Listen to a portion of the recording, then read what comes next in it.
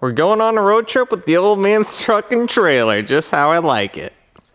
So we're gonna go out to the top of Wisconsin to rescue 2 Willys Jeeps. So the one, I don't have a lot of information, I just got a couple pictures of them. The green one, I'm told, is a one-owner Jeep that's been there its entire life, and then the red one, I think they bought it not too much longer after. The red one's been sitting 15 years, and the green one 10 years, so we'll see what happens.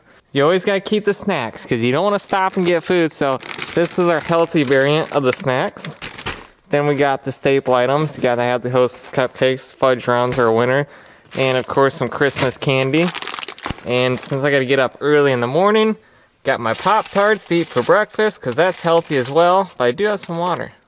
Most of these are items that I keep in my Wrangler all the time, because you never know what you're gonna run into. This is actually the factory bag of my Wrangler. It came with the toe strap, some gloves, a clevis, all kinds of neat stuff. So that's got miscellaneous emergency items in it.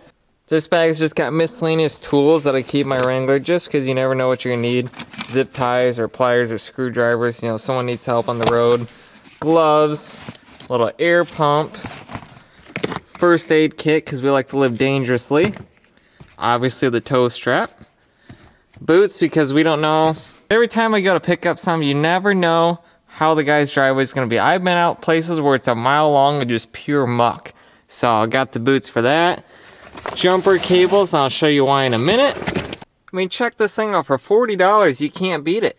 Got all kinds of little sockets, hammers, vice grips, wiring terminals, Allen wrenches, normal wrenches. I mean, what more can you want?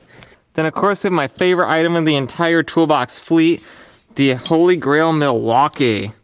So this is a 1/2 inch impact with 13/16 and 3/4 inch sockets that we can change the trailer tire if we need to. Now inside the trailer, I just kind of chucked everything in here because you know as well as I do, once you start going down the road, everything's going to bounce around. So inside, I've planned for the worst, because no matter what you do when you go buy an old Jeep or any car or anything, you just never know what the situation truly is. So you never really know what you're going to get into when you go buy something online. So I mean, it doesn't matter if it's a car, a Jeep, an ATV. So because we have the enclosed trailer, I don't know how tall the cab is going to be on the Jeep. Now the submarine Jeep will fit in here with about 1 inch of clearance on the AC unit, but I want to make sure worst case scenario, because we all know we're not getting that top off that Jeep out in the weather. So I've got wheel dollies and I've got a jack. So the jack and the impact, great for changing a tire on the side of the road, but it also can take tires off of the Jeep, and we could pull it in, put the wheel dollies on the front axle, slide in a little more, and then put the wheel dollies on the rear axle and bring it in without tires if we had to. Now how are we going to pull it in, you may ask? Well, we do have a winch on the floor. So that's how we might do that. In case the trailer battery dies for the winch, I do have a spare battery here, and that's what the jumper cables are for in the truck. Got a bunch of straps in here. Again, just kind of tossed everything in because it's going to bounce going down the road. These pieces of wood are in case we actually have to use the wheel dollies on the ramp back there. And when the door is folded down, there's a little bit of a lip down here. And if we got the wheel dollies, we're going to need to lever them up to get them over the lip. So that's why I got the long pieces of wood. Torsion bars for the trailer to help with weight distribution. So you can see I've done this a time or two. It's 6th level, we're officially rolling out on our way to Wisconsin. We got about a 7-hour drive, so we should get there about 1 to 2 o'clock their time. This is the most beautiful area. There's a lot of snowmobilers out here, which I can understand why. I mean, look at all the snow.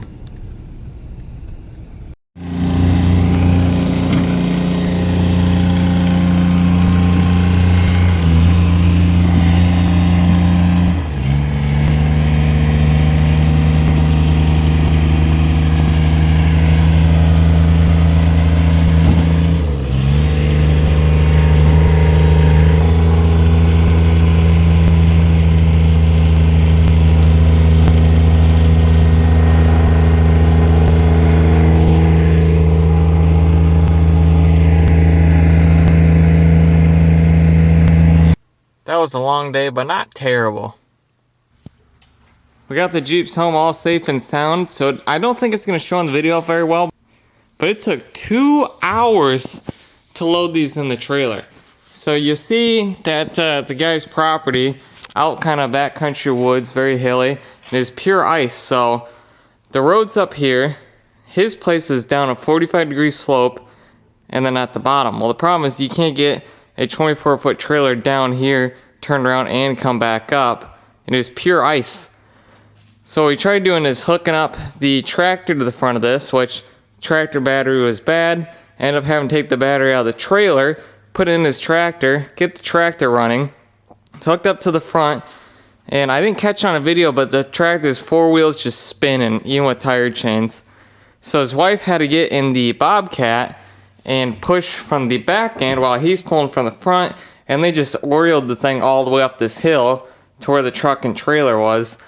And the problem was, because he used the battery for the winch, we didn't have enough power for that, and we couldn't even push the Jeeps inside the trailer because it was so icy out that every time you go to push a Jeep, the tires just spin on the Bobcat. So it took hours loading. It's 20 degrees outside. The problem was, after we get everything loaded in here, alright, remember our kind of backcountry woods area? You can't turn around the truck and trailer on these roads. The dead end was shaped like a V. There's no way to turn around there. I'm gonna back up the entire truck and trailer about half a mile through those icy, curvy roads in order to find another side road to back into and then pull out. So it was quite the experience, but luckily we saved these things from sitting out in the backwoods. I'm gonna go ahead and get them out, talk about them a little bit more, and clean them up.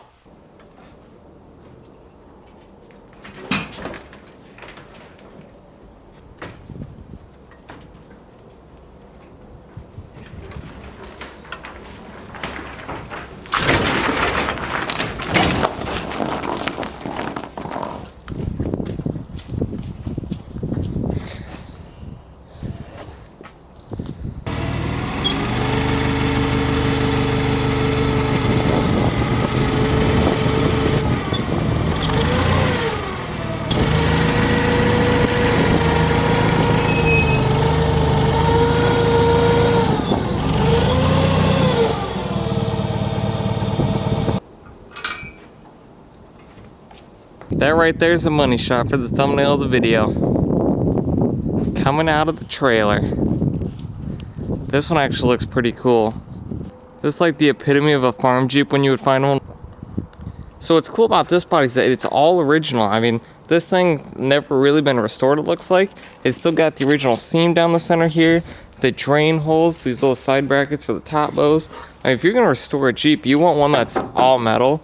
That way you can just cut it out, patch it in. Ones that already have patches over them, you never know what's underneath those. So if I was going to restore a CJ2A, this is definitely the type of body that I'd be looking for.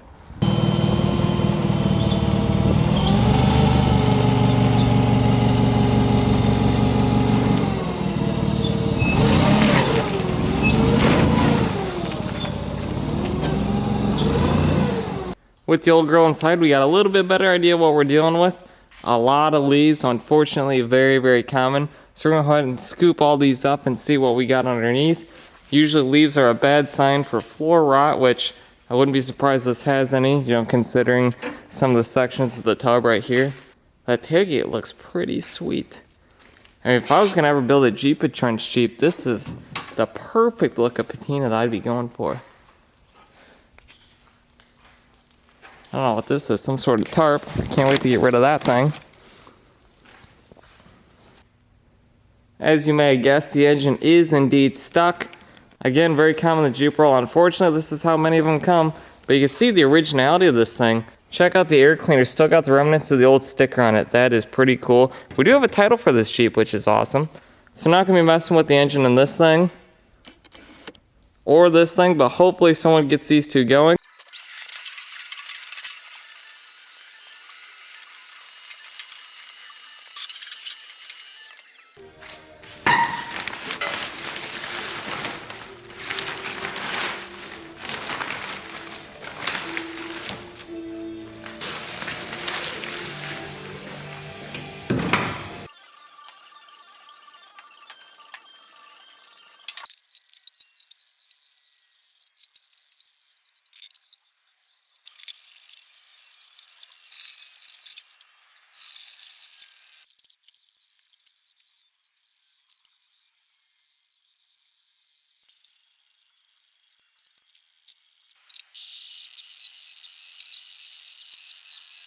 Unfortunately, it's kind of starting to snow out here, so I wanted to get this thing outside and get the pictures taken and all cleaned up before the weather got even worse. I figured to do a little walk around of what a barn find CJ2A might look like.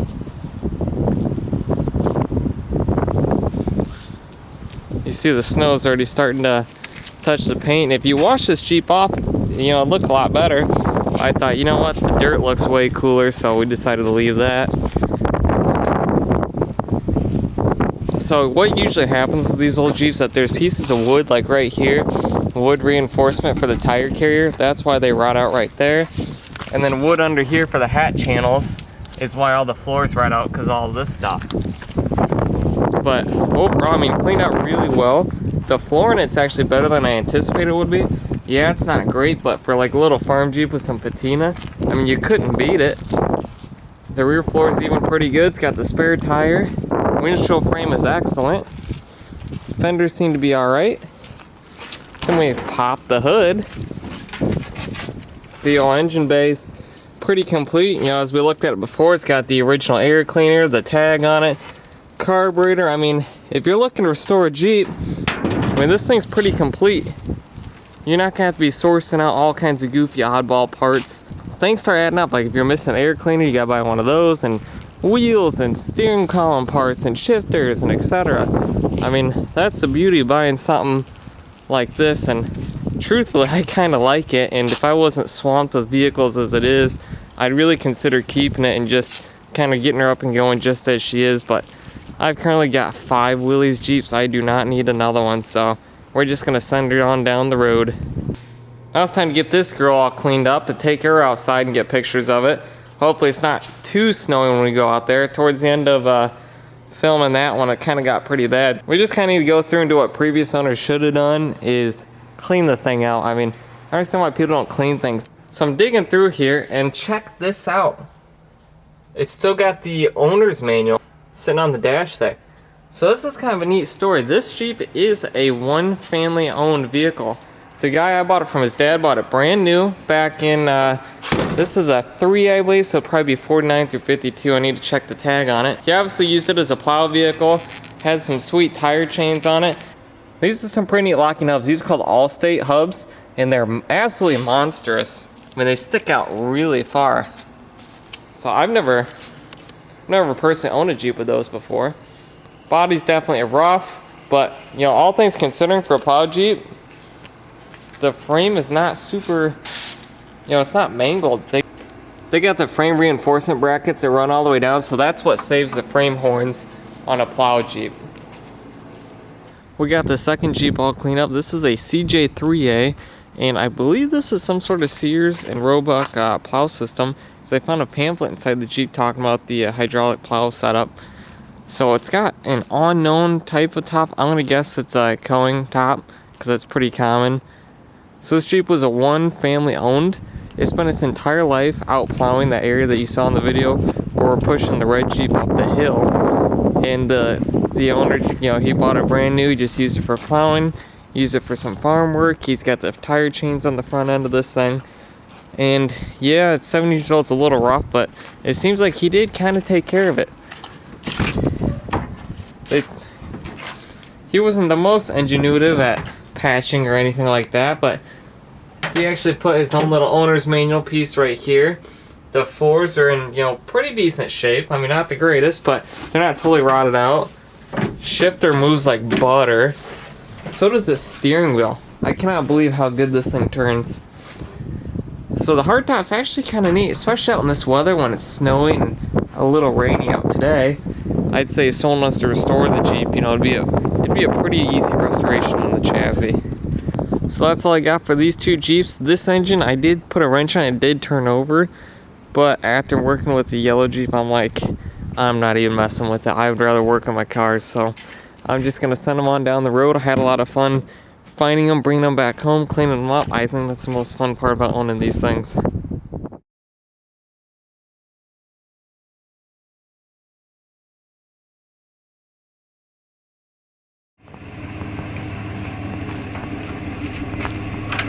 Take your time, your tires ain't down safely. Yep. It ain't going nowhere. No. But I know You're an expert. Is this in gear or not in gear? Not in gear. Okay. Can it be put in gear out of curiosity? Yeah, I can get up there and do it. All right, let me get four shots on it. All right. Then I'm gonna have to do that. Then I'm gonna grab one of my over the tire straps, not a lasso, and I'm gonna wrap it around the axle. Yep. And tie it down so it's gonna have minimal forward and reverse movement. You know?